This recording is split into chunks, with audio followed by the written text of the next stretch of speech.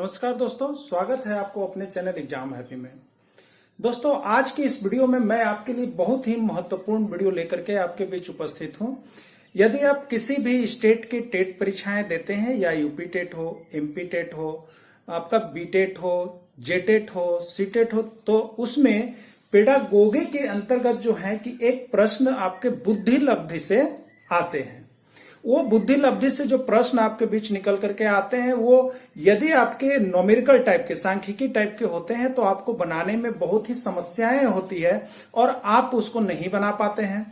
तो आपको मैं आज इसी तरह के प्रश्न को यहां पर बनाने के लिए सिखाऊंगा, जो कि आपकी बुद्धि लब्धि से संबंधित होगी।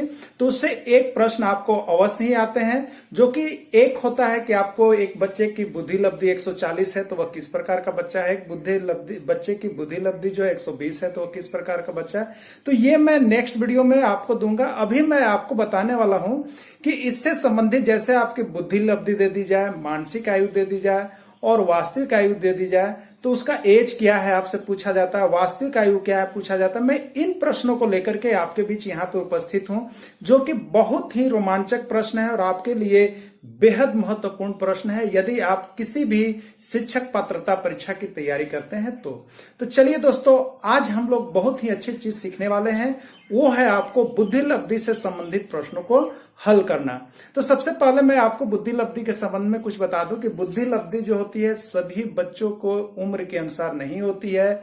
अगर कोई बच्चा 16 साल का है तो उसकी बुद्धि जो है वह 20 साल के बच्चा के जैसा भी होता है। वह बच्चा जो होता है वह प्रखर बुद्धि का होता है। एक बच्चा अगर 16 साल का भी है तो वह 10 साल के बच्चा जैसा भी हरकत करता है, तो उसकी बुद्धि लब्धि कम होती है। तो बुद्धि लब्धि का जो पैमाना है वह अलग है, 120 से 140, 140 से ऊपर।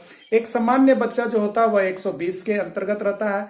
एक जो प्रतिभाशाली बालक है उसकी बुद्धि लब्धि जो होती है वह 140 से अधिक होती है। तो ये मैं आपको अलग से टॉपिक दूंगा, लेकिन फिलहाल मैं आपको बताने जा रहा हूं आईक्यू पर। ठीक है, तो आईक्यू क्या है, बुद्धि लब्धि क्या है। तो बुद्धि लब्धि जो है बच्चों की मानसिक आयु और वास्तविक आयु में जो अंतर पता करना है कि उसकी मानसिक आयु कितनी है और उसकी वास्तविक आयु कितनी है। अगर 16 वर्ष का बच्चा है, 12 साल के जैसा काम कर रहा है, तो उसकी मानसिक आयु कम है। तो इसी पर निकालने से संबंधित मैं यहाँ पर एक प्रश्न लेकर के आपके बीच उपस्थित हूं।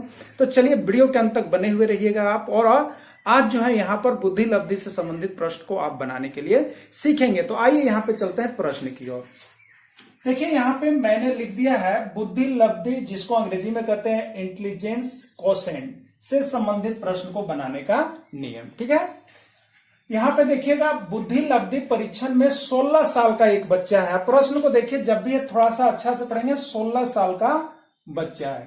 ठीक है, 16 साल का बच्चा है। तो 16 साल का बच्चा मतलब ये क्या बता रहा है आपको, ये बता रहा है उसकी वास्तविक आयु, कि अभी वह कितना साल का बच्चा है। क्या बता रही है आपको, वास्तविक आयु है, जिसका स्कोर आईक्यू कितना है, 75। आपको आईक्यू दिया हुआ है। ठीक है, ये सब आप कलेक्ट करेंगे, 75 दिया है। उसकी मानसिक आयु कितनी है, मानसिक आयु मतलब होता है ए में। ठीक है, मानसिक आयु कितनी है। ओके, तो देखिए इसका एक फॉर्मूला होता है फ्रेंड्स, जब भी आप बनाने चलिएगा तो एक फॉर्मूला होता है, आप उसको याद रखिएगा। ठीक है, तो देखिए यहाँ पे फॉर्मूला क्या होता है,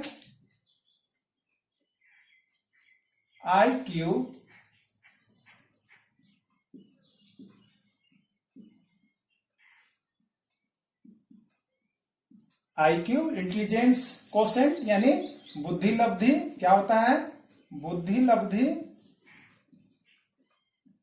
बराबर मानसिक आयु बट्टा वास्तविक आयु। बुद्धि लब्धि बराबर हो गया मानसिक आयु बट्टे वास्तविक आयु इंटू 100। इसको कहते हैं एमए, इसको कहते हैं सीए, और इंटू 100। ठीक है, एमए का मतलब है मेंटल एज और इसका मतलब वास्तविक आयु मतलब है कॉर्निकल एज। ठीक है, तो अंग्रेजी में अगर आप लिखेंगे तो आईक्यू बराबर होगा एमए बाई सीए इंटू 100, या हिंदी में आप लिखेंगे बुद्धि लब्धि बराबर तो होगा मानसिक आयु बट्टे वास्तविक आयु इंटू 100। ठीक है, अब इसको हम बनाने के लिए चलते हैं, बनाते हैं। तो देखिए सबसे पहले इसको कलेक्ट कर लेते हैं। यहाँ पे आते हैं, दिया हुआ है, क्या आपको दिया हुआ है आप यहाँ पे देखेंगे। ठीक है, दिया हुआ है, क्या दिया हुआ है, तो बुद्धि लब्धि परीक्षण में 16 साल का बच्चा है, यानी वास्तविक आयु कितना है इसका 16 साल। तो देखिए दिया हुआ है, जो अगर आयु का है वो वास्तविक आयु है, जो प्रश्न में कह रहा है वास्तविक आयु बराबर आपको दे दिया 16 साल। ठीक है, जो दिया उसको कलेक्ट कर लेते हैं। स्कोर मतलब आईक्यू कितना है, आईक्यू दिया हुआ है आपका, आईक्यू बराबर कितना दिया हुआ है 75। ठीक है, दिया हुआ है। फिर वो पूछ रहा है कि इसकी मानसिक आयु कितनी है। ठीक है, आपसे यही पूछा गया कि मानसिक आयु जिसको हम लोग कहते हैं एमए क्या है, सीए आपको दिया हुआ है, सीए आपको दिया हुआ। ठीक है, अब बुद्धि लब्धि दिया हुआ। इस तरह से आपने यहाँ पे कलेक्ट कर लिया, एमए इक्वल टू क्या है 1। ओके, अब आप देखेंगे यहाँ पे कि हमारे पास जो फॉर्मूला दिया हुआ है उसमें हम उसको पुट करेंगे और उसको ओनली फॉर क्या कर लेंगे, सोल्व कर लेंगे। तो हमें पता चल जाएगा कि बच्चा जो है वो 16 साल का तो है जरूर, लेकिन उसकी जो बुद्धि लब्धि है वो कितने साल के बच्चा के बराबर है। यानी 16 साल है तो वो 16 साल के बराबर उसका बुद्धि है कि नहीं। अगर वो 12 साल का काम कर रहा है कि 15 साल का कि 14 साल का, वो आपको पता कर लेना है कि उसकी वास्तविक आयु कितना साल का बता रहा है। तो देखिए आइए यहाँ पे बैठाते हैं। तो यहाँ पे जब आप बैठाएंगे तो आप देखते हैं यहाँ पे कि आपके पास आता है क्या निकल करके, तो आप देख लेंगे यहाँ पे आईक्यू। ठीक है, आईक्यू कितना है आप रखेंगे 75, आईक्यू की जगह पर हमने लिख लिया 75 इक्वल टू मानसिक आयु। मानसिक आयु आपको निकालना है, तो मानसिक आयु ऊपर रहने देते हैं। मानसिक आयु को यहाँ पे हमने मानसिक आयु ही लिख दिया, या एमए लिखना है तो एमए आप लिख लेंगे, बट्टा क्या लिखेंगे वास्तविक आयु। वास्तविक आयु कितना इसका है 16 साल है। देखिए वास्तविक आयु आपको हमने 16 साल निकाला है, बट्टे 16 इंटू कितना हो गया 100 आप लिख सकते हैं ना। अब देखेंगे आप इसको क्रॉस मल्टीप्लेशन करेंगे, यानी 16 किधर जाएगा इधर और 1 किधर जाएगा इधर, यानी क्या हो जाएगा, तो मानसिक इसको मैं इधर ले लाता हूं तो हो जाएगा आप क्या चीज, मानसिक आयु एमए इंटू 100 इक्वल टू क्या हो जाएगा, 1 से हमने इधर गुना किया तो ये जो था इधर आ गया, और 75 से 16 में गुना किया तो 75 इंटू 16। कोई दिक्कत नहीं है आपको। नेक्स्ट आप क्या करेंगे, तो अब आपको निकलता है क्या निकल जाएगा आपका मानसिक आयु। ठीक है, तो मानसिक आयु बराबर क्या हो जाएगा,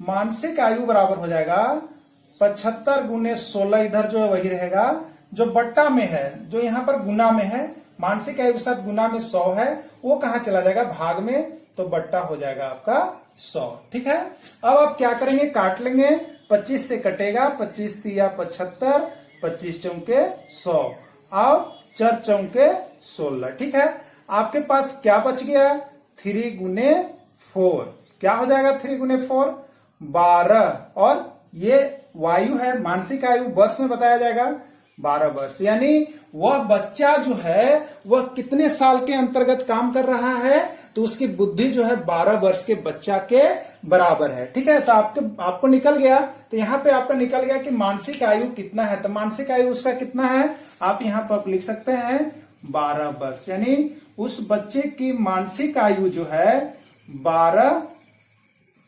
12 वर्ष के बराबर, यानी वह 16 साल का है, लेकिन उसकी मानसिक आयु काम कितने साल के बच्चा के बराबर कर रहा है, उसका दिमाग कितने वर्ष के बच्चा के बराबर है, तो 12 वर्ष के बच्चा के बराबर है। तो फ्रेंड्स, इस तरह का एक क्वेश्चन जो है आपको हमेशा हर एग्जाम में पूछा जाता है।